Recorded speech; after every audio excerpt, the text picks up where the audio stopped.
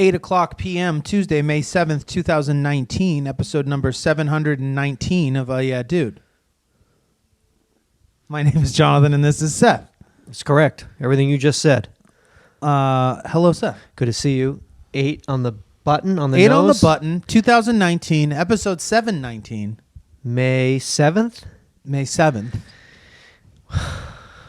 Couldn't get any better than that. I'm taking you to the 46th annual Daytime Emmy Awards. You're taking me? Metaphorically, okay. spiritually. I thought we were going together. I've been before. We're going to the 47th. Have you been to a Daytime Emmy Awards? Did it take place in the daytime? It did. Damn it. Like Pasadena? Like Civic Center, maybe? Santa Monica Civic Center? Give me a Civic Center. I think it Thousand Oaks Civic Center. Might have been Pasadena. My father won. Fuck yeah. You want a Daytime Emmy? Best Daytime Emmys also cover Movie of the Weeks. Is that true? And he won an Oscar for that. He won an Oscar No, for... he won an Emmy for a daytime movie. Movie of the Week. I'm going to look into that. I was there, man. Are you sure? No. Yeah, because he has 5 Emmys. Correct? 4 years in a row for Night Court and 1 for Shatner's Practice. Or what was it called? That's not what he won. Spaders. For a guest... Oh, sorry. It's not for Movie of the Weeks. It's for best guest stars are given out at the Daytime Emmys. Okay. Best guest appearance. And that was for Boston Legal? Well, he became a regular at Boston Legal after, but I think the first one... I'll call him. I'm going to call him. Don't do that. He doesn't like it when you do that. Hold on. What do you got? I'm going to look it up. Okay. Well, I'm going to tell you. Young and the Restless, outstanding drama series victory. Outstanding writing for a drama series, Young and the Restless. Outstanding directing for a drama series, Young and the Restless. Congratulations to the Young and the Restless. Daytime Emmy Award for Outstanding Special Guest Performer in a Drama. For? I'm just saying that is... Oh, I thought you were looking up your dad. dad. That is an award that's given out. Okay. And he won for The Practice? Could it have been for The Practice? Thought it. Not Boston Legal, The Practice. The Practice. Okay. Yeah, because it was 4 from Night Court and 1 from that. So you were an adult. I was a man boy. Adult. I was young enough to still go with my parents to the Daytime Emmys. 18? I'm looking. Thank you. Yes. So we just have to congratulate. I guess it's UhhYeahDude's soap. UhhYeahDudes. If you're talking about stories, that's an UhhYeahDude daytime story that we can get behind. And again, if you need use of the dance, please let me know. Tessa Porter is still a character, so please let me know. Still there. Oh, Boston Legal was a spin-off of The Practice. Yes. Forgot about that. Okay. I'm working. All right. Okay. I'm able to listen to you and do this at the Think same about time. my dad and think about us. And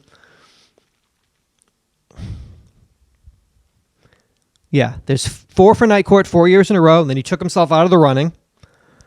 And then he picked up his 5th. Joey Herrick is a fictional recurring character on The Practice, played by John Larroquette, who won a Primetime Emmy Award for the role in 1998. Primetime Emmy. Primetime Emmy that's given out during the Daytime Emmys. Really? Yes. That's what I just told you. I didn't know that. I just said it out loud. There's no daytime dramas. I mean, there's no...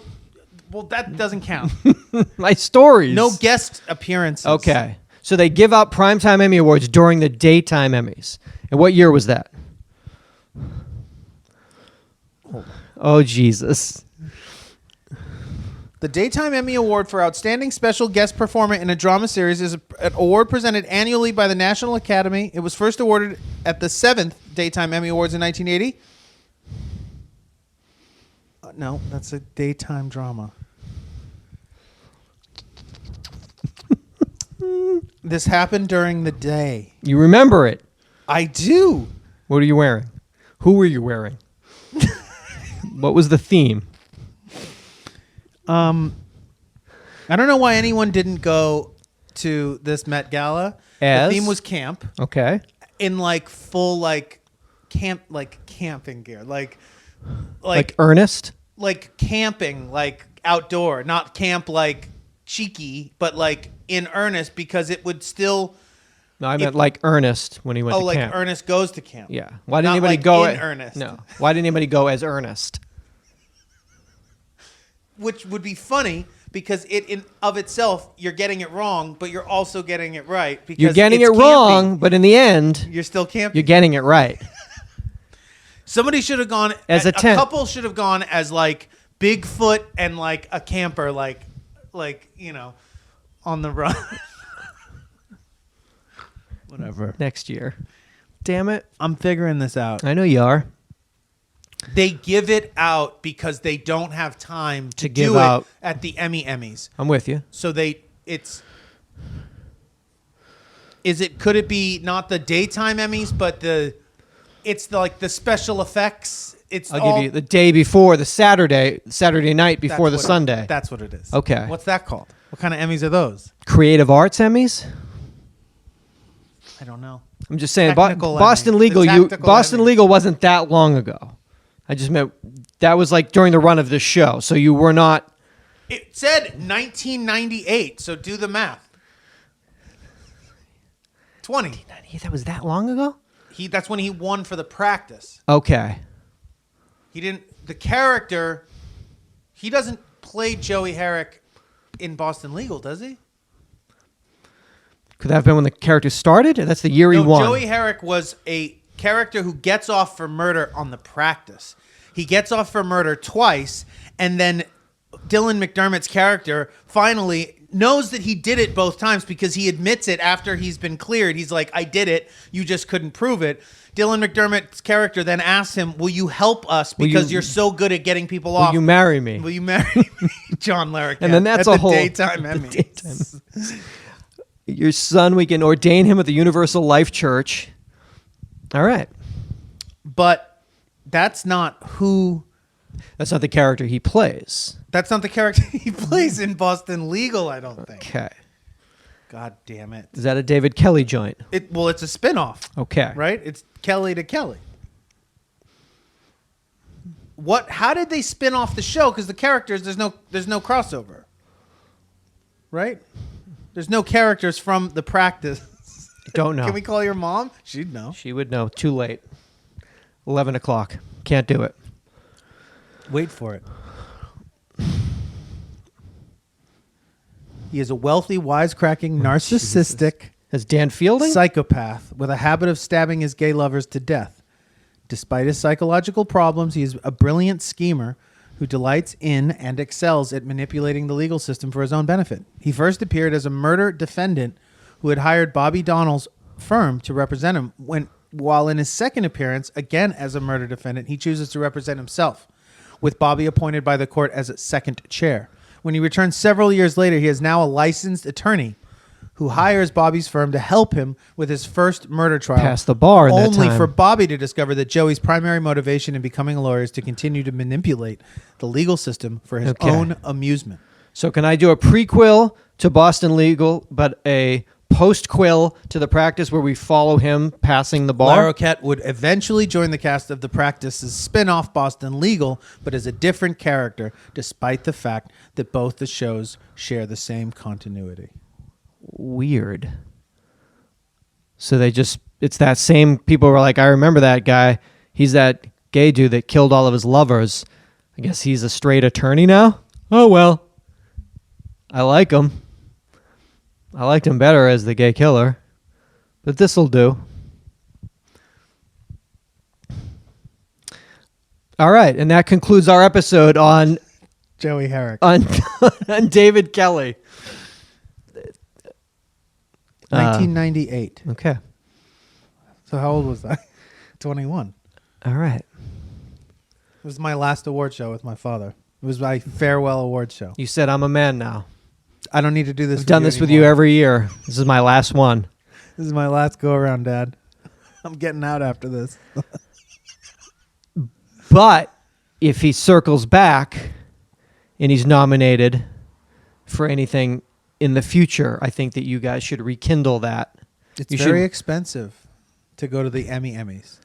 Oh, to get a ticket?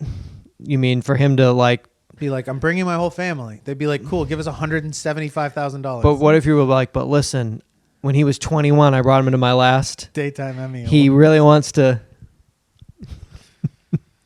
He does a podcast, and this is all he's got. This is all he'll ever get. Let him have it. Please just put him on it. Make him like an usher or something. And let him do a seat. Can he fill a seat with his friend? He's got a smaller friend. Can he bring him? What are you gonna do? I don't know. Win awards. At least get nominated. At least get nominated, if nothing else. At least you could. The least you could do is get a nomination every once in a while. It is not uncommon for teenagers to grab an energy drink for an after-school pick-me-up, or pop through the drive-thru at Starbucks for a morning frap. But what is all that caffeine doing to their growing brains and bodies as they develop into adults? And could it lead to unintended consequences down the road? Well, a team of scientists at the University of Colorado Boulder wanted to find out. Using rats and several laboratory experiments, researchers at the CU Boulder Psychology and Neuroscience Department set out to explore whether drinking caffeine, the most popular psychoactive substance in the world, would lead to greater addiction vulnerability. Caffeine, quote, caffeine, as most people know, is one of the most widely used stimulants, and there just isn't that much research on the early developmental period and what caffeine might do to people when they're exposed to it in those early periods, said Tracy Larson, a CU Boulder professional research assistant and the study's lead author. The findings on their study, which were published in the Journal of Psychopharmacology in November, suggest that there is a connection between caffeine consumption in adolescence and cocaine use in adulthood for rats. For people. Quote, the animals that drank caffeine during adolescence had an increased acquisition of cocaine self-administration, said Ryan Batchel, an associate professor of psychology there and neuroscience who oversaw the research project. Quote, they also tended to work harder for the delivery of cocaine. This suggests that that there is an increased addiction vulnerability in those animals. They'll earn that. I will earn that cocaine. I'll fight for it. I will fight for this coca. I'm a good employee. I'm a great rat employee. I am the best rat cocaine user. So but they're talking about rats or they're talking about kids? It's very similar. Seth, listen. Very we all have negligible differences. Central nervous systems. Very negligible. Susceptible to so people that like wine Monster and spirits. As babies love cocaine. If you start your child in West Virginia on a NOS drink before the age of 10, you're going to guarantee a cocaine addiction by 18. At some point, there'll be like at least a good couple of years. Choose at least a summer. Smoking crack. I smoke crack. In a motel. Why? Because my mom put NOS fuel in my fucking baby bottle. I was a NOS head baby. I was a West Virginia NOS head baby. We didn't get much coverage because of the oxy thing, but we had our own stimulant thing going on. So I see these kids in Larchmont. I see these kids with their coffee, these middle school kids with their big drinks. Might as well just pull their parents aside and tell them right now, you're raising a fucking coke addict. I would say maybe even just introduce them to cocaine at a younger age so that hopefully by the time they're legal adults, they maybe have worked through some that of the process. Yeah, and gained a grip on You things. really want to go through the rehab when you're still on your parents' insurance. Well, on your parents' insurance and also not able to do genuine prison time. Genuine damage or prison time. So a cocaine addiction is best 16 to 18. I would say. You want to break that addiction by the 18th birthday before they're really legally adults. Yeah. Any sooner would maybe be like stripping their childhood away. Any later, you could maybe really wind up doing some time. So you're talking about basically junior year and senior year is a straight party now. Get in. You want to have had a good run, a good bout with something hardcore. Yeah. But before you're a freshman in college. When you brought in your like Rubbermaid in your freshman year, you got to be like, man, I'm all right. I'm chill. Maybe on the weekends, but Been a cocaine addict for up to 3 years. Nos, baby. Maybe West I'll do- Virginia. And just put your Rubbermaid down. Maybe do some bumps on the weekend with you guys, but that's about But it. guys, I already went through it. I'm still on my parents' insurance, so it's all good. Best time to do it. I'm a nos baby. I got my latest issue of Progressive Cattleman, and they have an ad for Herbster Angus Farms. Look at that guy. The sperms? Yes, that's Those a he's Cow sitting. sperm? Bull sperm? Well, he's sitting on a chair. He looks. It says, "Feeling alone? It ain't easy being lonely. With Herbster Angus Farm semen, you can make sure your swimmer has 39,999,999 of his closest friends to straight get the job done with him." So this fool's all alone. But if you go through Herbster Angus Farms, dog, you're talking about like 40 million. They got This is bull semen. North American Breeders, a division of Herbster Angus Farms. We check each straw of semen for quality and consistency, and we package it at 40 million cells per straw. It's a new standard of excellence in the industry. Because we were, when we were working on the field, we were working with like 30 million straw per semen. That was industry standard in the aughts. We will never compromise excellence. To order semen or certificates, contact Brittany Barker. Hi, is this Brittany Barker? It's Jonathan Lauer Cat. Need 40 million straws of seam. How much that gonna run me? What's your standard these days? Is it 40 mil? It's a standard of that be excellence. For like steroids? No. Steroids. What are you on? You fucking swole, dog. Yeah, I'm on that fucking Herbster Angus semen per straw. Can you use that? What do you use? It's bull. Listen, these are the these. testosterone? This is fucking Pedigree, Ambassador, President, Sensation, America, Southern Charm, Governor, and Sundance. Those are all the great bulls. Bred from this. God, that semen, that one little semen is so... Look how lonely he is. Loser ass, lonely semen. He's like, I wish I had 39,999,999 of my dogs to get to work. Well, you do now. Get Jonathan jacked. I'm going to get Jonathan so jacked. Is this Brittany But I need Barker? help. It's Brittany Barker. It's Jonathan again. I know I called yesterday. Can I use this as steroids? I can't. Okay, so this is... Are you sure? Are you sure? Or are you just legally obligated You to just say that? you have to say that. So if you, all right, let's say like if let's right now just don't say anything if I can use it. Got it. Thank you, Britt. I'll call you I need tomorrow. 40 million more. I'll call you again if I have any more straws. I don't know, man. It's Progressive Cattleman. It's good that you still get that. It's good that I know what the standard of excellence is now because Jonathan, like We've been out of the game. I'm so like long. walking around last month thinking it's 30 million fucking semen per straw, and it's just like, hey, guy, what's up? I have a USA Today snapshots, which says how much of your personal data is personal. How many U.S. consumers, the percentage of U.S. consumers who would provide access to personal ID information. This is people that would need to be paid, would not sell it under any circumstances, or would give it away for free. Their personal info. 18% of people would just give it away for free. What do you need? I don't care. You probably have it anyway. You definitely have it anyway. So much on my plate. Just take it. You want it? Oh, you have it? You're fine. Don't Use even it. ask. 25% say they would need to be paid.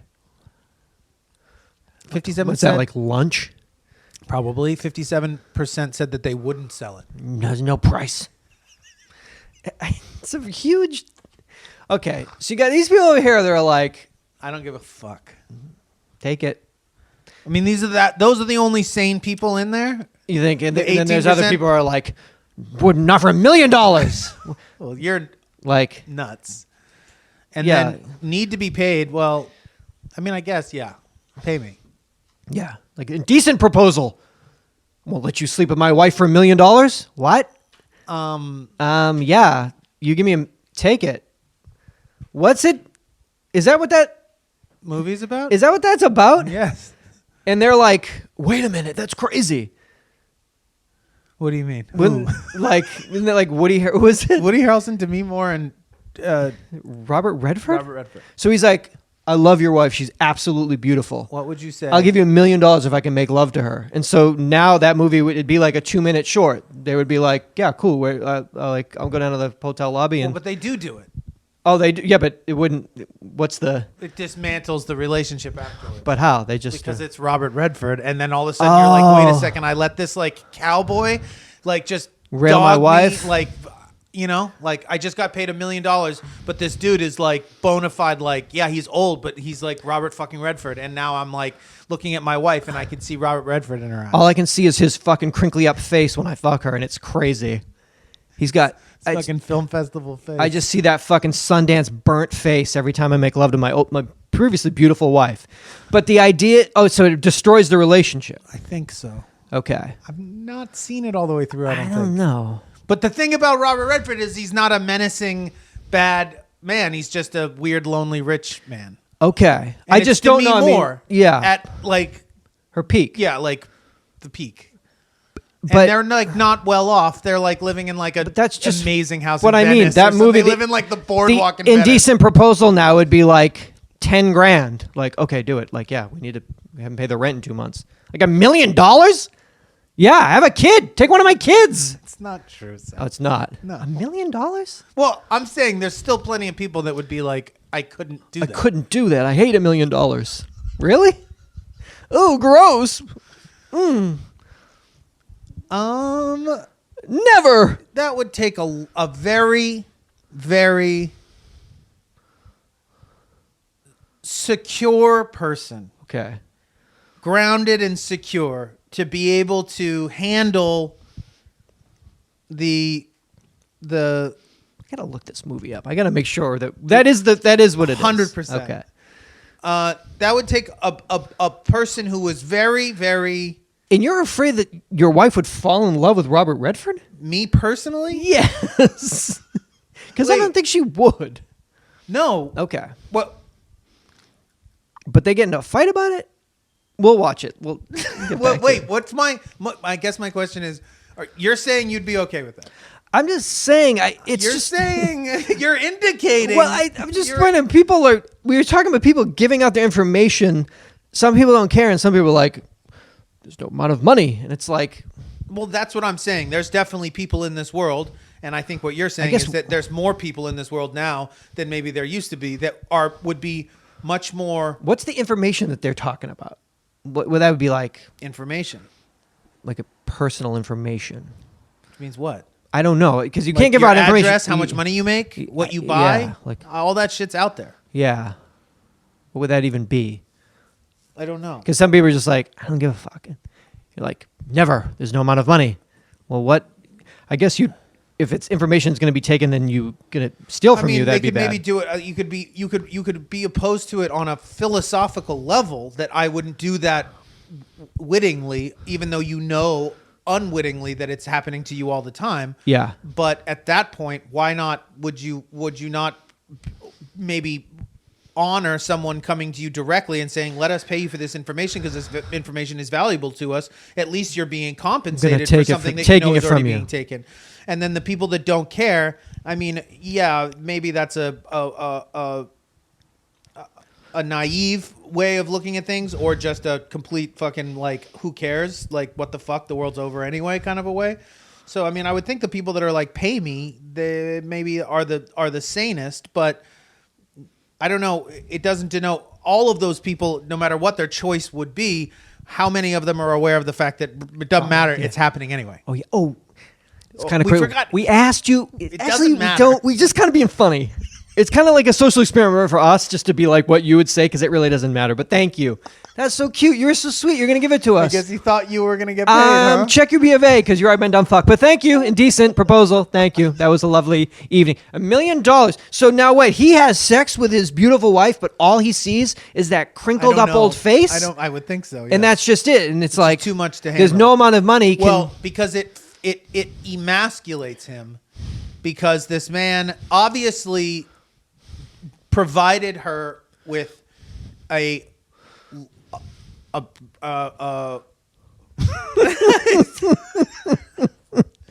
You got to see this He movie. showed her things that he couldn't have. He provided her with pleasures that Intimate. You mean intimate pleasures that Mr. Harrelson was not I capable think of? more. Yes, that, but also like champagne and helicopters Oh and shit, stuff. she loves that. So I just thought they were just fucking. Is it like a turning? crazy Maybe it's like romantic date night. a 6 month Or like no. Oh, I think it's just one night? Weekend tops. $1 million weekend tops. tops, and she's so intoxicated by a helicopter ride. I don't. Oh, wow. no, he's charming. It's Robert Redford. Okay. And girls love old men. Now that we know that, so Girls love old men. Okay. you didn't know that back I then. didn't know that. In the 90s? They're from the 90s? But and then I think something happens that starts to eat away at him, and maybe eat away at her. There's guilt. There's guilt that they share because they opted to Do this together. do this together and for money, and that probably makes you not feel so good as a person. But Okay. again, I think what you're saying is that's not true anymore. Now, is he in the room? Is he being cucked in this hotel room? cucking. Is this the original? Is this like a... He gets like sent to like a nice hotel. Oh, for you the weekend too. You go on the Four Seasons in Seattle. Have you ever been to the Pike Place Be in Market? Maui. You go to Seattle. No, I but gotta see this fucking movie. I can't wait to watch it with you. This is gonna be. It looks like you slept here last night. I You know, look so. I'm very It looks like comfortable. you should just fucking get on the couch. I decided We'll to go down to Redbox. We'll grab a decent proposal. I had Blaze Pizza's got a spicy fucking Like a chorizo taken topping that they just added. We'll get some pizza pies. I'm down. God, You've never invited me over to watch a movie. 20 Just years. sleeping. Seth, after 20 years, Seth invited me over to watch Indecent And Proposal. I think it was because I wore sweats to his house. He looks so comfy. Speaking of fucking movies, I did my whole Avatar. I gave an episode. The rundown. Yeah, I gave everyone the rundown in Just to Highland Park, just know so what to everyone knew. Put it on your calendar. But now this whole fucking Disney, Fox, this whole everything is they've calibrated. Our Avatar 2 is not coming until weekend before Christmas 2021. We were anticipating a possible 2020 release. Which you said you had doubts about. I had doubts about the release, doubts about the quality, doubts about the running time. But I'll give you the updated. So this is Avatar 2. These will all come out in December, the weekend before Christmas. So Avatar 2, 2021. Untitled Star Wars, 2022. Avatar 3, 2023. Untitled Star Wars, 2024. Avatar 4, 2025. Untitled Star Wars, 2026. Avatar 5, 2027. That makes sense? Yeah. So 2021, 22, 23, 24, 25, 26, 27. So that's a nope, nope, nope, nope, nope, nope, nope. That's 7 nopes. Merry Christmas, 7 nopes. Let me ask you this. Yeah. What do you think it will cost in 2027 to see that movie? Oh my God, you're right. How much will it cost? In 2027 to see $120? it will cost $115 to see a 3D IMAX that- movie. And Is that fair to say? That's fair It'll to be say. over $100, right? well, parking will be $40. The The let's say ticket- all in. all in date. It'll be like popcorn. the price of like a VIP Coachella ticket. It'll essentially last be year. you can get a $495 lovers package. It's 2 tickets, parking, popcorn. How much will it cost? It's 20. It'll cost $50. 19 now.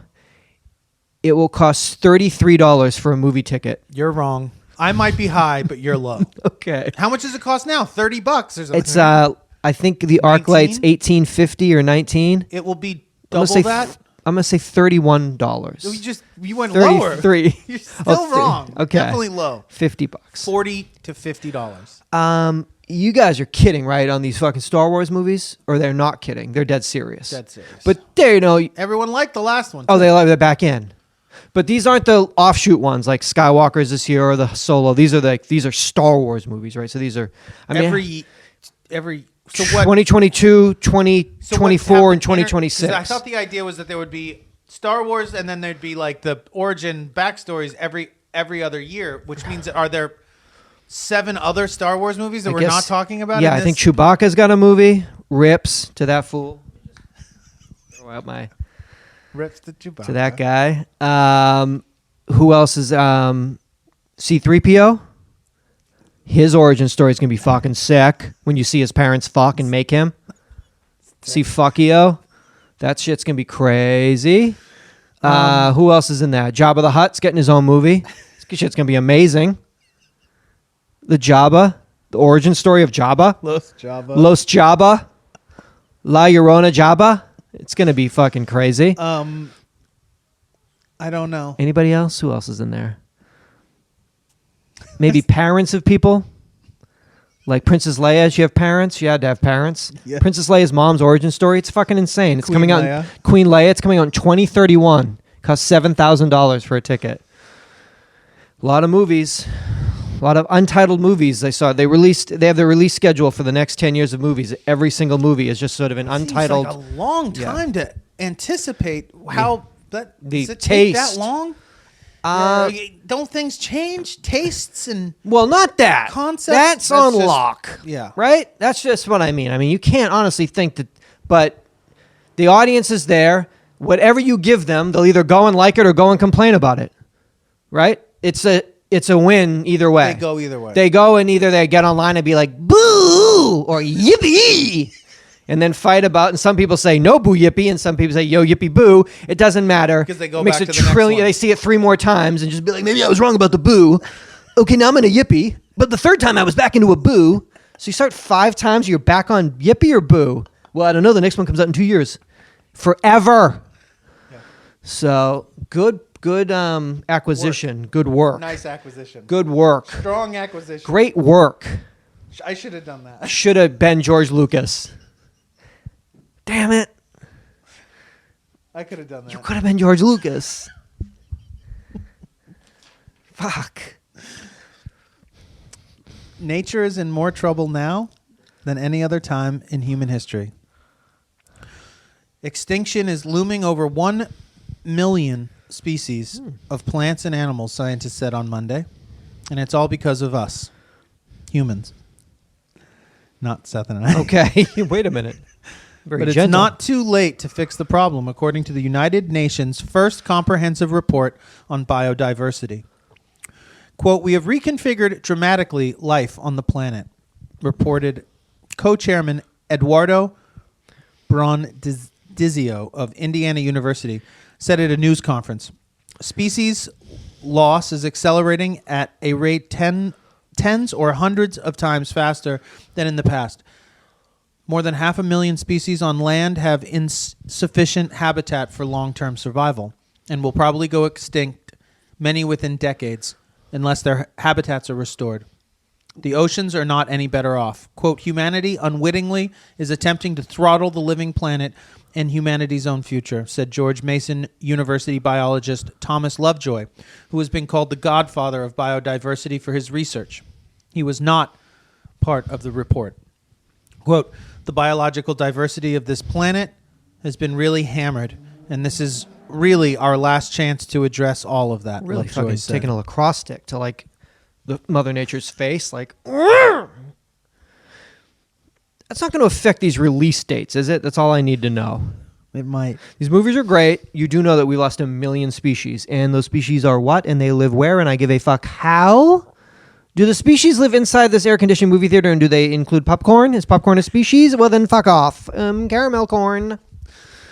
Yeah, we could be in trouble. It's always talking about, like, I love how they're like, we can still, well, if we just, like, it's not going to happen. Well, that's not what that's Are not they their part of it. They're just saying, if we put the brakes on Oh, right they now, don't think we're gonna. They just. I don't think okay. they think we're all right. gonna. All right. I mean, they would love. They would have to know more than us. They're paying attention. I don't to think shit. that they believe. Oh, they don't think somehow we're gonna that turn it their around. report is going to make Oh, all of a yes. sudden somebody's going to be like, wait. Oh, you wait a said- second. I wasn't listening until now. Oh, I you, think they you know said that- shit's going down. Wait a second. They probably know better than Okay, so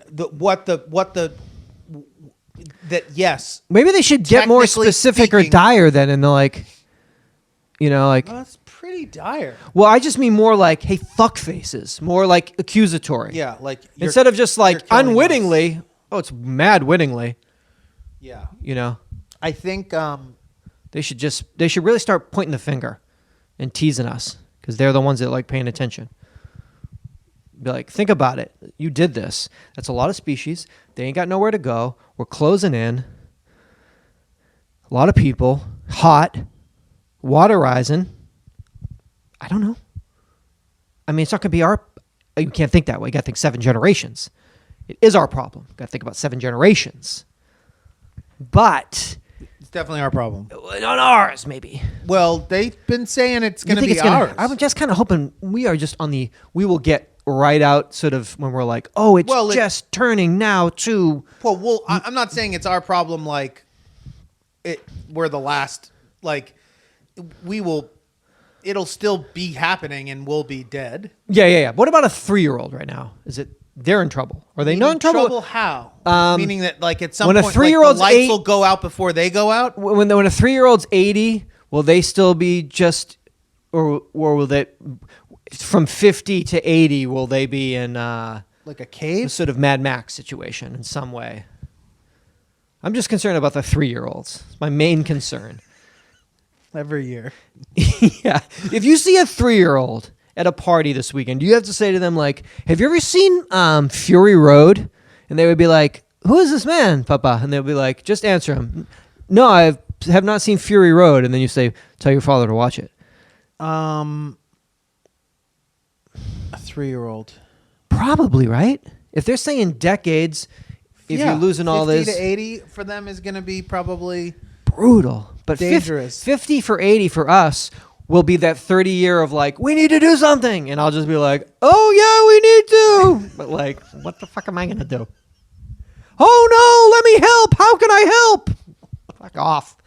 I mean, you have to really think about like just your own sort of preservation. Like, you know, like the sort of cat food for dinner situation and all that from 50 to 80 be my main concern.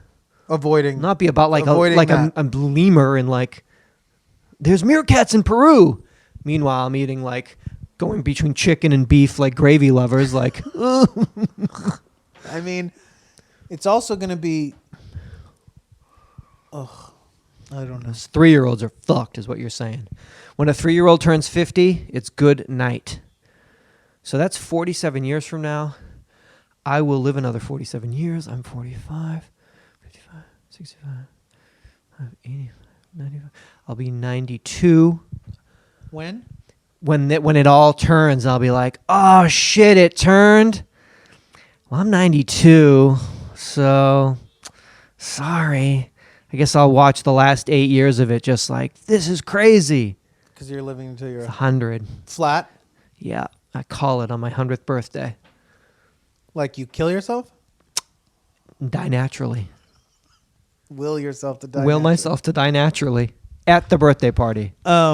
This This is an amazing party. And I look over at your son, because you're gone, and I wink at him, and then I lean back. Gone like I'm out of town? Yeah. Well, that's what we told. That's what we told your son. That's what we... And he's been living with us for a few living months that. now. Yeah. That you're on the big island still, and you come back The maybe. biggest island. Oh, the wicked biggest island. The huge island. Eternity Island, they sometimes call it. Oh, it's got the bluest waters, the warmest beaches. Coconuts the size of... Think of something big. Of Honda Civics. When thinking about the future, some people think that they will change and others expect that they might remain the same. But how these predictions relate to happiness later on in life. According to new research from the University of California, LA, expecting ourselves to remain mostly the same over the next 10 years is strongly related to being happier later in life. This research is published in Social, Psychological, and Personality Science. Now, researchers have consistently found that people who are connected to their future selves are better able to save for the future, delay gratification, and take care of their health compared to people who feel less connected to their future selves. So one would assume that if people make optimistic predictions about the future, such as thinking they will become more compassionate and intelligent in the future,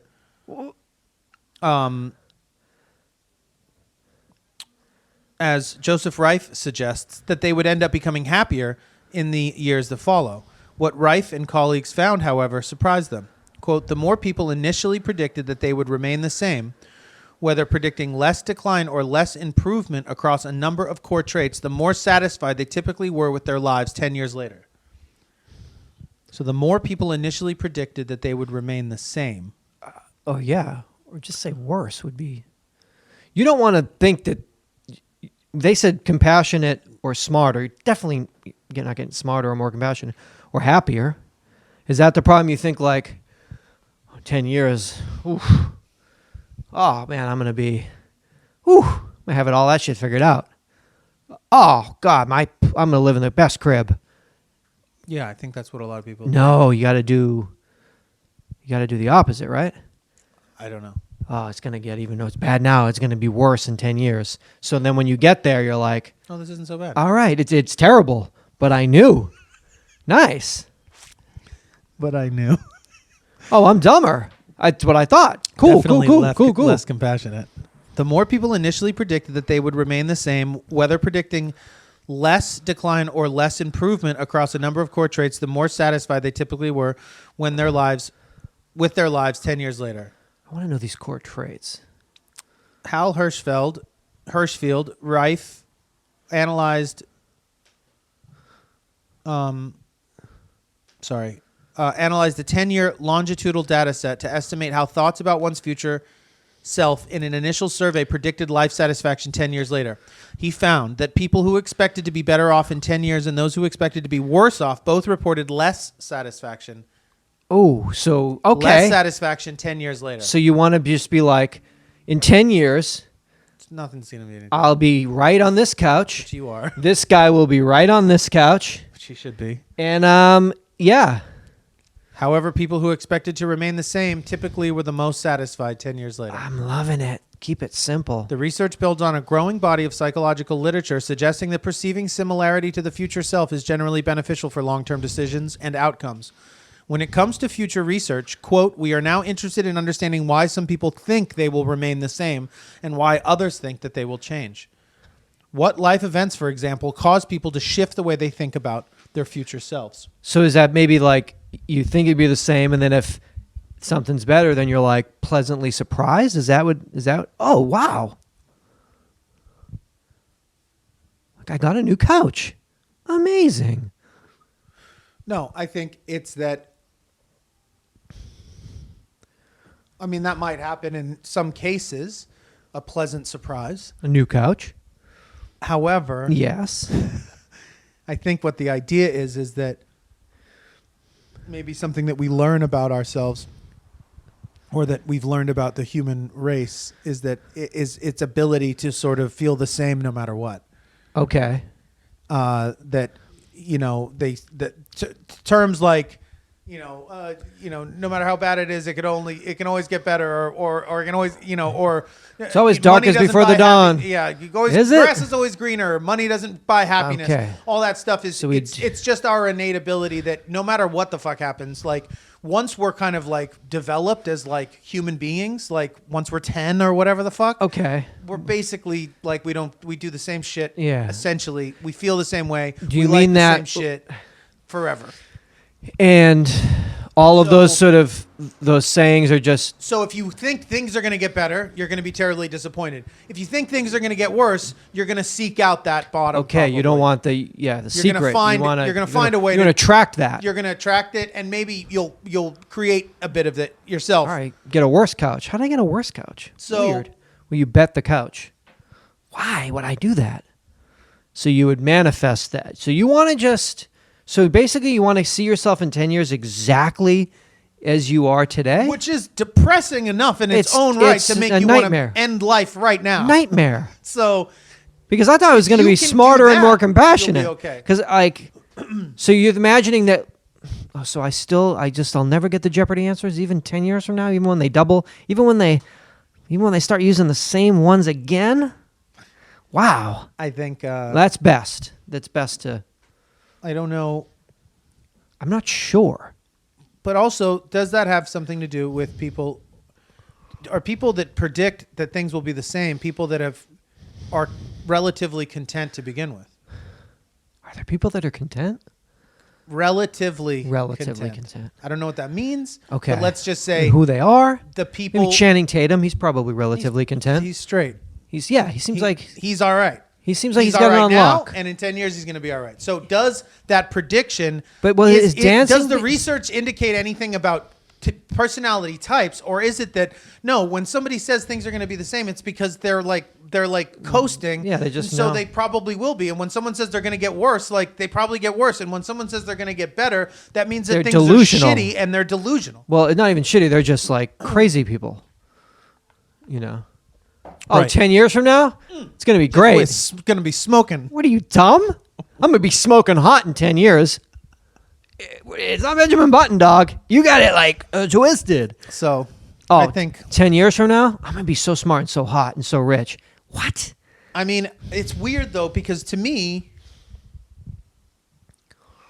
I definitely feel better than I did 10 years ago. Oh my God. Let me get this straight. It's May 2019. Can I rewind this back to May 2009? I mean, do I feel better? Look I think better. Look better, feel better, are better. Yes. But that's the last time that's going to happen. So this No, month. I'm saying 31 to 41. Oh, you're 41 41 to 51, it's not going to be May the same. 2029. No one's gonna be like, you look better. May you know? 2029 when you're 51. I don't know. I don't. You might be a button. You could be a BB. You might have a fucking touch of the button. Something. You got a touch of the There button. is one thing I will say about myself that used to be something I was embarrassed of, Okay. self-conscious of, Tell us. and that I think is working in my favor now. It's that I am a slow learner and a late bloomer. There's nothing wrong with that. Especially as you Finally, it really starts to work out for you a little bit later once you start, blooming, baby, on. Once you get blooming. blooming, baby. I had a...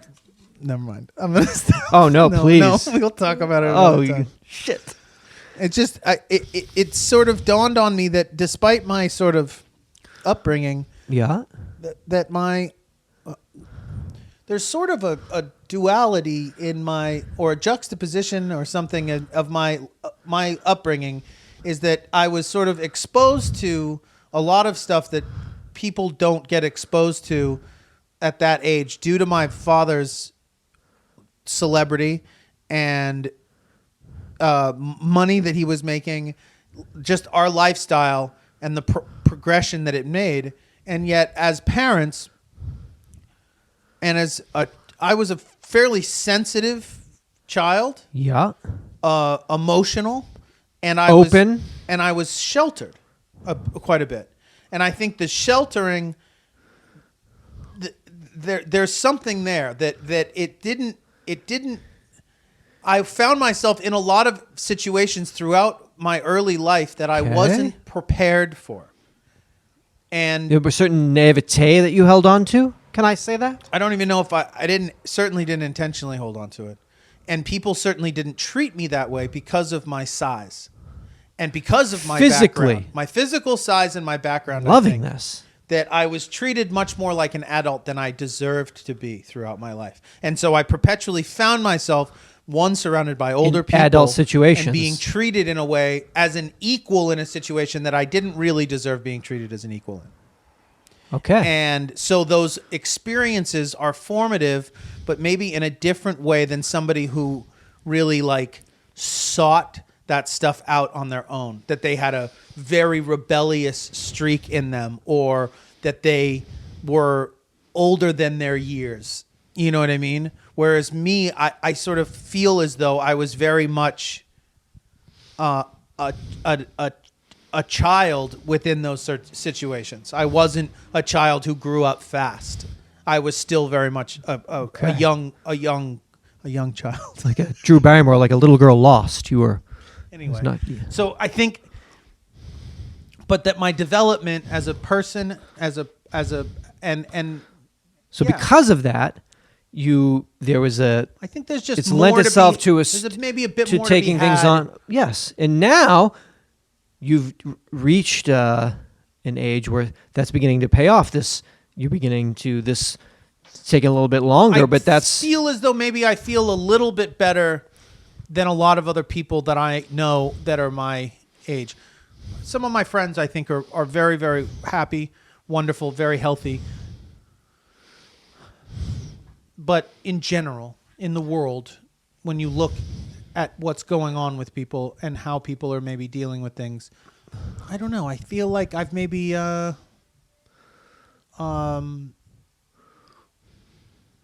maybe I just haven't been as run down by some of these things as other people have because of the kind of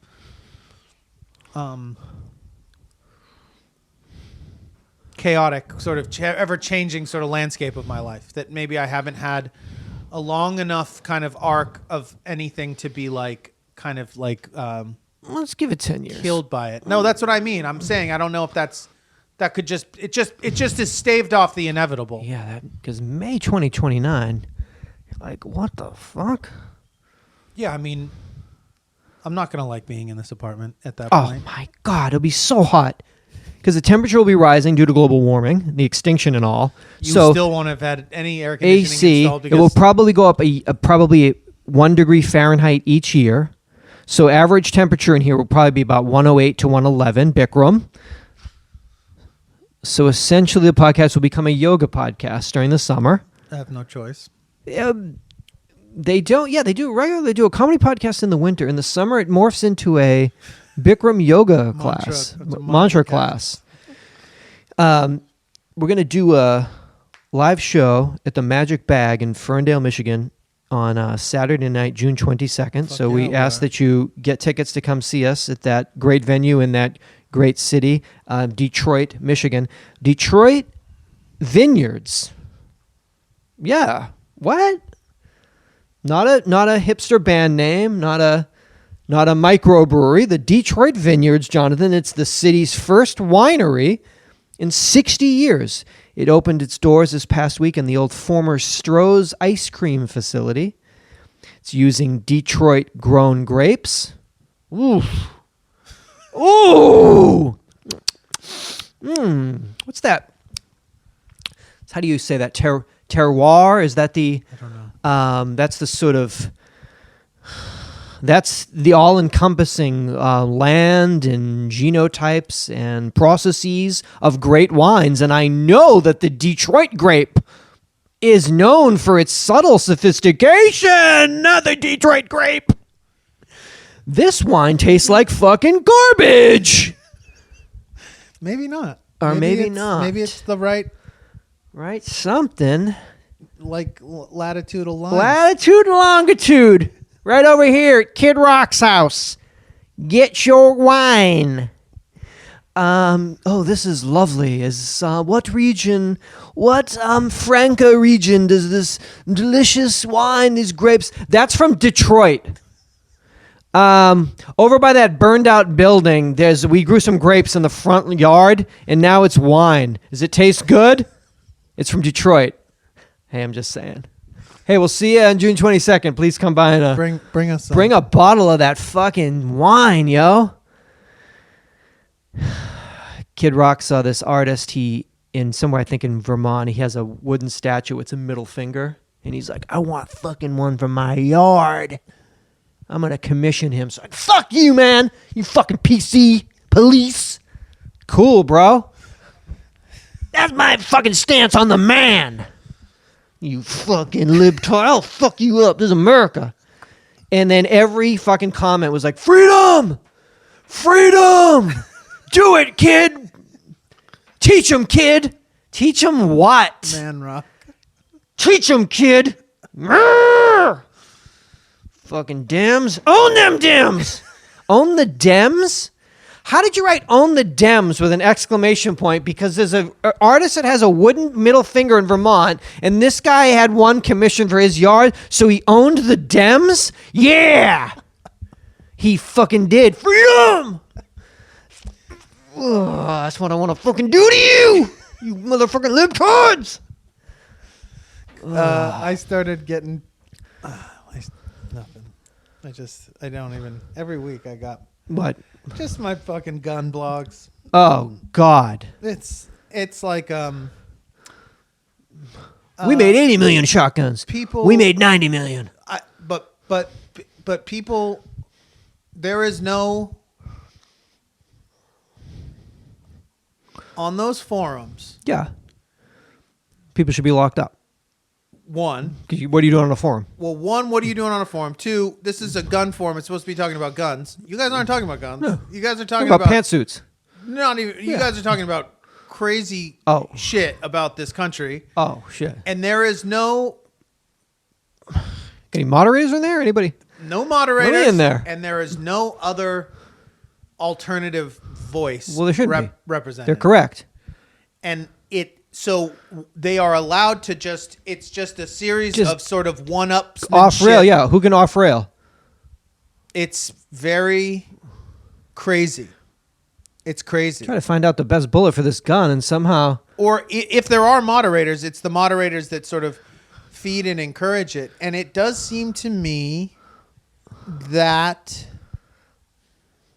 I mean, I guess I wouldn't assume it would be necessarily good for business, but I guess it Business maybe is booming. QAnon's booming, and as is business. And these fucking wine is this from the Napa Valley. This is this finish is it's subtle, but it's bold. This must be Brazen. It's almost brazen. Is this a Michigan Is wine? this not a Michigan one? This is from the Napa Valley. This is Detroit, isn't it? That's got Detroit finish to this. Listen, I'm just saying it's probably a fucking fantastic wine. Wait, so we're going there. So come see us. After that, you can on 4th of July weekend. 4th of July is on a Thursday, America. We're going to do a show on Saturday. It's going to be One-Eyed Jacks in New Orleans, Louisiana. Get tickets to that show. It's going to be an amazing weekend. 4th of July, Essence Festival. Hot. Yeah. Scientists in New Orleans. Okay. They're using fake eggs to spy on whooping cranes in hopes of learning why some chicks die in the egg while others are hatching. They're keeping an eye on this area. Egg cam? Well, these spy eggs were data loggers, I guess as they call them. These bait eggs, this bait crane that they got going on there. Louisiana wildlife biologists, what they do is they swap in a spy egg. They steal a real egg. They steal it. Fry it up. Steal it. They fry it up. Put it on a Piece of toast. Put it on a piece of toast. Put some hot sauce on it and give it a name. Give it a name called hot egg with sauce on toast. Roogaroo. What they do is they steal a real egg. They swap out the spy egg. Then they bring the real egg into the laboratory, into the Louisiana Wildlife Biological Laboratory, and they watch it. They incubate it, and they recreate the settings of the wild, the bayou, the swamp area, and then they see what happens. And then because they keep an eye on it, what's happening here? Why is this hatching? Is it not? What goes on? And then what they do is they sneak back in. They switch it out. They see what happens, and then they fucking record the data, and then they switch it back out. And I guess they're not getting caught because they're fucking stealth, but they're keeping an eye on it. And I guess by doing that, they're going to learn why. What the fuck, yo? Why are some die? hatching and why some aren't? But obviously the not hatching part is a problem. I think the not hatching part's a problem because they got to hatch. Well, yes, but it's somehow an increased problem of late. Well, I would think the previous study that literally everything that exists is it's extinct. going through some type of sort of shit show decline. Totally. Yeah. See, I would imagine, and what are you going to do? We got to live, we got to do our shit, but at some point in time, down on the bayou, whooping crane would be minding its own business. And now there's people walking through there with fucking six-packs, just whoosh, whoosh, whoosh, just kicking them out of the way because they're like, I like to get drunk and like lay down here in this marsh. Like my daddy did. Well, your daddy never did that because he used to be whooping cranes. Now they're not there because you and your friends drink 6-packs and kick the whooping cranes because you like to drink there? Shut up. Let's take a middle finger, freedom. Because we're kind of like encroaching literally, I think, just on everything. I keep it fucking real simple. I just lock it. All I'm asking for is about 600 square feet of space. Is that too much to ask? Maybe. I got a little guy right here. We're not hurting anybody. I got DirecTV. Is that how many square feet this place About is? that. Is that enough? Am I asking for much? I'm not out drinking beers and kicking whooping cranes. I'm not sticking a middle fucking finger up, not in real life and not in fucking public art installations. Couldn't you put a peace sign up? Wouldn't that be better? I'll stick a shotgun in that hand for freedom! Own them, kid! Own them libtards! Isn't he running for Senate? He's fucking doing something. You motherfucker, tell me. Wearing fucking big ass fucking fedoras that are like too big for his head. And got a show in Brooklyn. Yes, we do. Saturday night, July 27th at the Murmur Ballroom, 17 Eastern Parkway. We ask if you are anywhere on the East Coast that you come to New York for the weekend and come to that show. Yes. In New York, the museum, there's a new exhibit at the Metropolitan Museum of Art. It's called Play It Loud. It's okay. We have 3 shows in 3 cities. I'm just talking about 3 things going in the cities. I don't think there's anything wrong with that, right? I just noticed that's odd. Makes sense, right? Yeah. Thematically. The exhibit's called Play It Loud. It takes on the history of rock and roll, Jonathan, you're going to like this, through iconic instruments from some of rock's biggest names. So you will have different instruments played by different musicians, the gear. This is for gearheads. This is like NAMM, East Coast NAMM. So it's going to be all those fucking heads that roll through with their ripped fucking jeans and like 90 fucking leather wristbands, but they're going to be at the Met, which used to be for free. Now is like, I don't know, it's like $400 to see an exhibit there. We'll find out when we go there. When did that change? Last year before. You know, probably because there's no money really in New York. There's no rich people that could subsidize that to have a free museum because there's really no money there at all. Billions, Sunday night, Showtime. Unbelievable. How's the world? I was watching CBS Sunday Morning, and they have a long shot in, fucking humongous museum, and they got John Felder, he's got his Gibson double-necked guitar that he riffs Hotel California on. So it's like a long shot, and it like zooms in, and he's like, and this fucking monster, this is going to be here. And I was like, well, I guess I'll go see that and be like, look, son, that's John Felder's double-neck Gibson, because there'll be a lot of that, You're bringing your son to New I'm bringing York? my son to New York to go to the show and be like, see those drums? I guess Ringo whacked those or something. Ringo whacked those drums. Ringo whacked son. those drums during a song, son. We'll see. I knew Don. But you met Don, I'm sure. I was friends with his kids. Okay. So I met him. Ricky and Cindy before I Felder? really knew who. Before you knew anything. Before you I knew knew. who the Eagles really were. Before did you ever get you ever get your hands on that fucking, what's that called? A double neck? Double neck guitar. It's double probably neck. a 12-string and a 6-string. I love that. I just like, bow. I got a trip neck. No one's really heard of that yet. I'm going to bring my son. He's going to see that. My son's going to debut it. My son's going to debut the trip neck. Outside the Met. Hold on. He's got really long arms. So we'll see what they got. They got some shit. I hate guitar shit here. like that. You hate it as an exhibit or just in general, exhibit. as an exhibit? Yeah. Like in a gallery. It's stupid. Because you like it raw and dirty. Well, it's just like this is just like the shit. Like this is a Hard Rock cafe in a museum. In a Like museum. obviously it's going to be presented nicer, but like I don't know. We'll see. The what is it? The Experience or whatever. The one Seattle? in Seattle. Never went to that. Kind of dope, but it's sort Never of went there. done in That's- a different way. In a what kind of way? It's just sort of fun and trippy and kind of it's in a wild building and it's like kind of kooky and shit. It's not Costs like money to just go like, there? Look at Bob Costs money to Dylan's go there? guitar. I think it There's does. no money in Seattle either, I don't think. No. I mean, certainly that could not be subsidized because there's no money in Seattle. I don't know what's up with that. People love to keep their money. Oh, I can keep it? Oh, yeah, I'll do that. Sorry. No, we just want a little... But- Well, wait a minute. Am I allowed to keep it? and not give it to you? Yes, but we ask for like, you won't even notice it. It'll make a huge difference. Yeah, I heard that part, but in the end, legally, can I keep it? Freedom. Oh yeah, dude. Yeah, get a ticket for one of our Yeah, shows. get a ticket. That's Come to Detroit, come to one of those. New Orleans, and Brooklyn. Go to our website, UhhYeahDude.com, buy a t-shirt or a sticker or a tote. Go to our Patreon page where you can pledge to this show.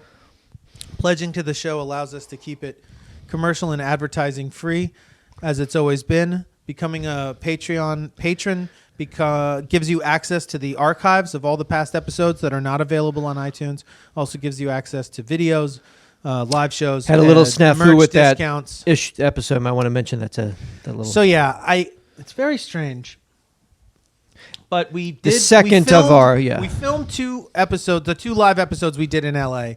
And I want to thank Jeff and Roy for being there all night and setting that up. And it was our first time basically using the system that we've put together inside the apartment for these episodes at a live show, and it went great. And but we put one of them up on the second episode that we did that night up onto First episode we put up, and that's available. That is Patreon. available. Second Patreon. one Second should one, be we got- available on Patreon. We had a little bit of a snafu. So we got flagged by YouTube because I, at the end of the second episode, performed a song in part, a Grateful Dead cover called "To Lay Me Down." I didn't get through it because it got a little too intimate and tense, and I flubbed up, and I didn't recover. But I got a little ways through it. But the song is called "To Lay Me Down," and somehow the wise robots over at YouTube deciphered that song as a Sam Smith song that's called "To Lay Me Down." That is not a cover of the Grateful Dead song. It's an entirely different song. But I guess through its wild analysis of melodically said words, it determined that we were in copyright infringement, and so it's flagged us. Isn't that, though, that's a compliment that it could recognize your voice so mellifluous. It recognized it as a beautiful singing voice. But now the problem is that Is that Bob the Dylan way is suing that Jonathan because of Bob Lay is Lady on Lay. his- yeah. So it's- So the problem is that in order to get something like this removed, it is like a fucking. we're in a lawsuit with Sam Smith. Basically, that's what we're suing Sam Smith. We're suing YouTube. They've countersued. You'll probably read about it Bloomberg this week. But as a result, no one will ever hear the episode. No, I think we're going to put it back up on Vimeo so that people can watch it. We'll get both of them into the audio feed so that you can listen to them if you're a patron. And just to let you know what's going on with that, I didn't realize that it was going to drive certain people crazy because we have done 2 episodes in the apartment since, which are now up and available. 7/17, and some 7/18. people are waiting on the live ones Sequentially, that's life. in order to deal with it. So I'll get those out and available in whatever possible way we can. But it's not our fault. It's Sam Smith's fault. But yeah, that's all we got. That's it. Come back for episode 720 of our podcast. Get tickets to one of those 3 shows if you can. Tell a friend about the show, 888-842-2357. We'll be back with another episode. Please join us. Have a safe week. Seatbelts. Seatbelts.